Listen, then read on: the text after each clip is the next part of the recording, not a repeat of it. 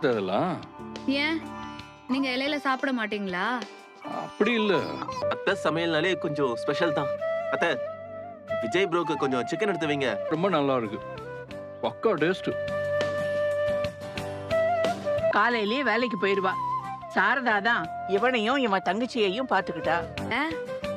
ஆமா, என்ன கேட்டாலும் அத்தை அடுத்த நிமிஷமே செஞ்சு கொடுப்பாங்க. மத்தபடி இவர் மகன்தான். காவேரி சந்தோஷமா இருந்தா எனக்கும் சந்தோஷம்தான்.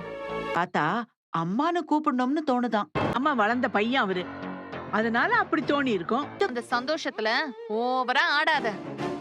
எப்ப பாரு அவர் புராண என் மகளை வாழ விடாம பண்ணேன்னு எனக்கு இப்ப தோணுது. கையில கொஞ்சம் அவ்வளோ பெரிய பணக்காரர்லாம் இல்ல. அவர் செலவுக்கு நம்மளே அவர் எதுவுமே இல்லாத ஆள் தானே காவேரி. ஐயோ, ஏய் கங்கா, மா, அவரு எல்லாத்தையும் விட்டுட்டு இங்க வேற பதில் சொல்லிட்டு இருக்க. 2 வேளை சாப்பாடு போட்டு அத பெரிய போதும்டி. இதெல்லாம் ஒரு நான் இப்ப என்ன தப்பா சொல்லிட்டேன்னு எல்லாரும் இப்ப என்கிட்ட சண்டைக்கு வரீங்க? எனக்காக வந்திருக்காரு. அம்மாவுக்கு எப்படி அள்ளி இறைச்சாருன்னு எனக்கு மட்டும்தான் தெரியும். அப்படிப்பட்ட ஏய், உன் வாய் சும்மாவே இருக்காதாடி. உனக்கு தாண்டி அவளை பிடிக்கல, அவ மேல உனக்கு பொறாம ஆசைப்பட்ட.